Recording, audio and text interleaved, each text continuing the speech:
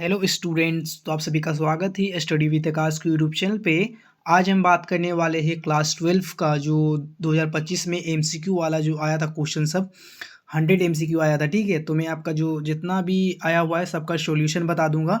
अगर कोई इस वीडियो में कोई दिक्कत हुआ तो कमेंट कर देना। ठीक है, नीचे कुछ इंपॉर्टेंट सब्जेक्टिव क्वेश्चन भी था। ठीक है, तो उसका भी मैं सॉल्यूशन करा दूंगा।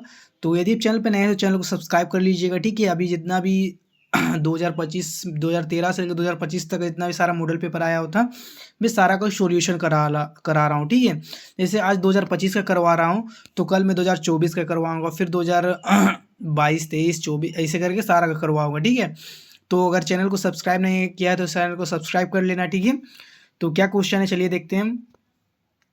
आपका पहला क्वेश्चन बोल रहा है मानव द्वारा सर्वप्रथम किस धातु का प्रयोग किया गया, यानी मानव जो प्रयोग किया था उस पहला धातु का नाम क्या है। ठीक है तो मानव द्वारा सर्वप्रथम जो धातु का प्रयोग किया गया था उसका नाम था तांबा। ऑप्शन नंबर बी सही होगा। नेक्स्ट, शोरधुतई नामक हड़प्पा स्थल कहाँ स्थित है। तो यह यहाँ जो राइट मारा हो उस पर आप ध्यान मत देना, मैं जो आंसर बता रहा हूँ उसको आप देखना। ठीक है, तो शोरधुतई नामक जो हड़प्पा स्थल है वहाँ से वह जो साक्ष्य मिला उसका साक्ष्य मिला अफगानिस्तान से। Option number D. ठीक है, नेक्स्ट देखते हैं। सिंधु घाटी सभ्यता से गोदीबाड़े के साक्ष्य कहाँ मिले हैं। इसको गोदीवाड़ा, ठीक है, गोदीवाड़ा को हम डॉकयार्ड ही बोल सकते हैं। ठीक है, डॉकयार्ड ही बोल सकते हैं या फिर बंदरगाह भी बोल सकते हैं। ठीक है, मैंने हर वीडियो में बता दिया हिस्ट्री वाला का। ठीक है, तो गोदीवाड़ा का जो साक्ष्य मिला हुआ मिला लोथल से। ऑप्शन नंबर सी सही हो जाएगा। नेक्स्ट, मेसोपोटामिया के लेख में मेलुहा किसे कहा गया है, यानी मेसोपोटामिया में एक लेख है उसमें मेलुहा शब्द का प्रयोग हुआ है, तो वह शब्द जो है किसके लिए कहा गया है, तो वह जो कहा गया हड़प्पाई क्षेत्र के लिए। ठीक है, यानी सिंधु घाटी क्षेत्र के लिए कहा गया है। नेक्स्ट देखते हैं हम। फयांस से बने लघु पात्र जो संभवतः सुगंधित द्रव्यों के पात्रों के रूप में प्रयुक्त होते थे कहाँ मिले हैं। तो फयांस से जो बना जो लघु पात्र था जिससे स्मेल यानी सुगंध आता था वह कहाँ कहाँ मिला है, तो वह मिला है आपका हड़प्पा में और मोहनजोदड़ो, यानी ऑप्शन नंबर डी जो दिया गया ए और बी ये सही हो जाएगा। इन दोनों स्थानों पे फयांस मिला है। ठीक है, नेक्स्ट देखते हैं हम। एस आर राव, ठीक है, एस आर राव द्वारा लोथल में खुदाई का कार्य जो है कब आरंभ हुआ। ठीक है, तो लोथल जो है वह भोगवा नदी के किनारे स्थित है, ये आपको जानना जरूरी है। देन इसका जो कार्य स्टार्ट हुआ था वह 1955 से स्टार्ट हुआ था और 1960 में ख़त्म हो गया था। ठीक है, तो 1955 दिया हुआ तो ये सही हो जाएगा। नेक्स्ट देखते हैं हम। बौद्ध और जैन ग्रंथों में महाजनपदों की संख्या कितनी थी, तो महाजनपदों की जो संख्या थी 16 थी और सबसे शक्तिशाली महाजनपद का नाम था मगध। ठीक है, नेक्स्ट देखते हैं हम। मौर्य साम्राज्य का संस्थापक कौन था, तो मौर्य साम्राज्य के संस्थापक का नाम चंद्रगुप्त मौर्य था। ऑप्शन नंबर ए सही हो जाएगा। नेक्स्ट, हड़प्पा और मोहनजोदड़ो का जब खुदाई हो रहा था तो उस समय जो पुरातात्विक सर्वेक्षण के जो डायरेक्टर था उसका नाम क्या था। ठीक है, उनका नाम था sir John Marshall. Option number D में जो दिया गया इनका नाम है। ठीक है, मैं जो ये जो एरिया बना दे रहा हूँ वही सही आंसर है। ठीक है, उस पर ध्यान मत दे राइट पे।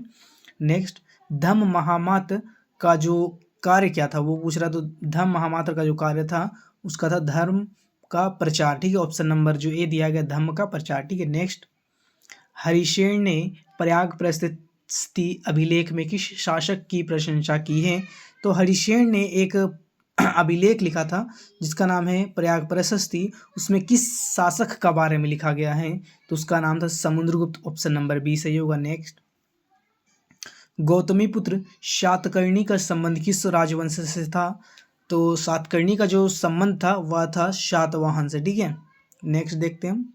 तमिल संगम साहित्य में वेल्लार किससे कहा जाता था, तो वेल्लार जो कहा जाता था वह बड़े जमींदार को। ऑप्शन नंबर बी सही हो जाएगा। नेक्स्ट देखते हैं हम। शिल्प उत्पादकों और व्यापारियों के संघ को क्या कहा जाता था, यानी जो शिल्प का उत्पादक करता था और जो व्यापारी करता था उसका संघ को क्या कहा जाता था, तो उसको हम श्रेणी बोलते थे, श्रेणी या फिर श्रेणी बोलते थे। ठीक है, नेक्स्ट देखते हैं हम। श्रेणी या फिर गिल्ड्स बोल सकते हैं। ठीक है, नेक्स्ट, धर्मसूत्र और धर्मशास्त्र में विवाहों के कितने रूपों को मान्यता दी गई है? तो विवाहों के 8 रूपों को मान्यता दी गई है। ऑप्शन नंबर सी सही होगा। नेक्स्ट, चीनी तीर्थयात्री वैनसांग भारत कब आया था? तो वैनसांग भारत आया था आपका 7वीं शताब्दी में। ऑप्शन नंबर सी सही हो जाएगा। नेक्स्ट देखते हैं हम, ऋग्वेद का संकलन कब हुआ? तो ऋग्वेद का जो संकलन हुआ था 1500 से 1000 ईसा पूर्व। ऑप्शन नंबर बी सही होगा। नेक्स्ट, हड़प्पाई लिपि में चिन्हों की संख्या लगभग है, ठीक है। तो हड़प्पाई में जो चिन्हों की जो संख्या है वह है 400 से 417। तो यहाँ 400 दिया हुआ है, तो ऑप्शन नंबर डी सही हो जाएगा। नेक्स्ट देखते हैं हम, उज्जैनी किस महाजनपद की राजधानी थी? तो उज्जैनी जो थी वह अवंती की राजधानी थी। ऑप्शन नंबर सी सही होगा। नेक्स्ट देखते हैं, कुषाण शासक अपने नाम के आगे कौन सी उपाधि लगाते थे? तो कुषाण शासक अपने नाम के आगे देवपुत्र या देवतुल्य का उपाधि लगाते थे। ऑप्शन नंबर ए, यानी ईश्वर के पुत्र, ठीक है। नेक्स्ट देखते हैं, सुदर्शन झील का जीर्णोद्धार करने वाला शक राजा रुद्रदामन का काल क्या था? तो 2री शताब्दी। इसमें तो सही वाला राइट मारा हुआ है, ठीक है। ऑप्शन नंबर बी, 2री शताब्दी ईस्वी, ठीक है। यहाँ पे 22वां क्वेश्चन है, 5वीं सदी का मंदसौर अभिलेख जिसमें रेशम के बुनकरों की एक श्रेणी का वर्णन मिलता है कहाँ मिला है? तो यह जो मंदसौर है वह है आपका मध्य प्रदेश। तो ऑप्शन नंबर बी सही होगा। नेक्स्ट, प्राचीन भारत में जैन विद्वानों ने किस भाषा में साहित्य लिखा? तो प्राचीन भारत में जैन विद्वानों ने बहुत से भाषा में लिखा था, प्राकृतिक, संस्कृति, तमिल, इन सभी में लिखा था। ऑप्शन नंबर डी सही होगा, ठीक है। नेक्स्ट, बुद्ध का जन्म कहाँ हुआ था? तो बुद्ध का जन्म जो हुआ था लुम्बिनी में हुआ था। ऑप्शन नंबर ए सही होगा। नेक्स्ट क्वेश्चन हम देखते हैं, एलोरा के कैलाशनाथ मंदिर का निर्माण किस राजवंश के शासनकाल में हुआ? तो एलोरा का जो कैलाश मंदिर है वह राष्ट्रकूट वंश के काल में ही हुआ था, ठीक है। नेक्स्ट देखते हैं, जैन धर्म के प्रथम तीर्थंकर कौन थे? तो जैन धर्म का जो प्रथम तीर्थंकर था उनका नाम था ऋषभदेव। नेक्स्ट, अल बिरूनी को कौन बंधक बनाकर ख्वारिज्म से गजनी ले गया? तो उनका नाम था मोहम्मद बिन तुगलक, ठीक है। ऑप्शन नंबर डी जो दिया गया, ठीक है। देन नेक्स्ट, रिहला के लेखक कौन है? तो रिहला के लेखक का नाम है इब्न बतूता, ठीक है। देन अल बरूनी का पूछेगा तो किताबुल हिंद लिखा था, ठीक है। नेक्स्ट क्वेश्चन हम देखते हैं, फ्रांसवा बर्नियर कौन था? तो फ्रांसवा बर्नियर जो था एक चिकित्सक भी था, राजनीतिक, दार्शनिक और इतिहासकार, यानी तीनों था। तो ऑप्शन नंबर डी सही हो जाएगा। नेक्स्ट, मुगल शहरों को किसने शिविर नगर कहा? तो मुगल शहर, ठीक है, जितना भी मुगल साम्राज्य के अंतर्गत जितना भी शहर था उन सभी को Francois Bernier, option number B में दिया गया, फ्रांसवा बर्नियर ने शिविर नगर कहा, ठीक है। नेक्स्ट, पुरी के जगन्नाथ मंदिर में किस देवता की पूजा की जाती है? तो पुरी जो है आपका उड़ीसा में स्थित है और वहाँ पे कृष्ण, बलराम, सुभद्रा, तो इन सभी का पूजा किया जाता है, ठीक है। ऑप्शन नंबर डी सही होगा। नेक्स्ट, नैनार संत किस देवता की उपासना करते थे?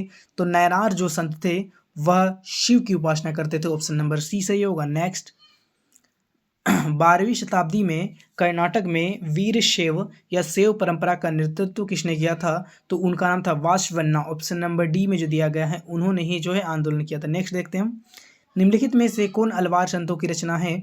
तो यहाँ से नल येरा दिव्य प्रबंधम, ये जो अलवार संतों का जो है यह रचना है। ऑप्शन नंबर बी सही होगा। नेक्स्ट, फारस से आने वाले मुसलमानों को फारसी मुसलमान कहते थे, लेकिन यहाँ पारसिक लिखा गया है, लेकिन पारसिक लिखा गया तो वही सही हो जाएगा। ऑप्शन नंबर सी, ठीक है। नेक्स्ट, शेख निज़ामुद्दीन औलिया का दरगाह कहाँ था? तो शेख निज़ामुद्दीन औलिया का दरगाह अजमेर में था, ठीक है। नेक्स्ट देखते हैं हम, आदि ग्रंथ साहिब का संकलन किसने किया? तो आदि ग्रंथ जो साहिब का संकलन गुरु गोविंद सिंह ने किया था। Option number B. Next, Veer Shaiva परंपरा के वचन किस भाषा में लिखे थे? तो वह कन्नड़ भाषा, ऑप्शन नंबर बी जो दिया गया उसमें लिखा हुआ है, ठीक है। नेक्स्ट देखते हैं हम, कबीर से संबंधित दोहे किस पुस्तक में संकलित किए गए हैं? तो उनका एक पुस्तक है जिनका नाम बीजक, ठीक है, उसमें संकलित किया गया है। नेक्स्ट, सिख गुरुओं के अलावा किन संतों की वाणी आदि ग्रंथ साहिब में संकलित है? तो सिख जो जितने भी पंजाबी थे उनके अलावा बाबा फरीद, रविदास, देन कबीर, इन सभी का जो है आदि ग्रंथ में संकलित किया गया है वाणी को, ठीक है। नेक्स्ट, विजयनगर साम्राज्य का पहला राजवंश क्या कहलाता था? तो विजयनगर का जो पहला जो राजवंश था उसको हम संगम वंश बोलते हैं, ठीक है। नेक्स्ट देखते हैं, कृष्णदेवराय किस राजवंश से संबंधित थे? तो वह जो है तुलु वंश से, ऑप्शन नंबर डी में जो दिया गया है, यह तुलु वंश से संबंधित है कृष्णदेवराय, जो कि बहुत ही शक्तिशाली राजा थे विजयनगर साम्राज्य के। राक्षसी तांगड़ी का युद्ध या फिर तालीकोटा का युद्ध कब हुआ था? तो हुआ था 1565 में, ऑप्शन नंबर सी सही होगा। नेक्स्ट, उड़ीसा के गजपति वंश की स्थापना कब हुआ था? तो हुआ था आपका 1434 में, 1434 में, बट यहाँ पे दिया नहीं है तो 1435 जो उनके करीब है, ठीक है, तो वही आंसर हो जाएगा 1435। नेक्स्ट, पुर्तगालियों ने गोवा पर कब कब्जा यानी विजय प्राप्त किया? तो उन्होंने किया था 1510 में, ठीक है। नेक्स्ट देखते हैं, विजयनगर की यात्रा करने वाला अफानाशी निकेतन किस देश का व्यापारी था?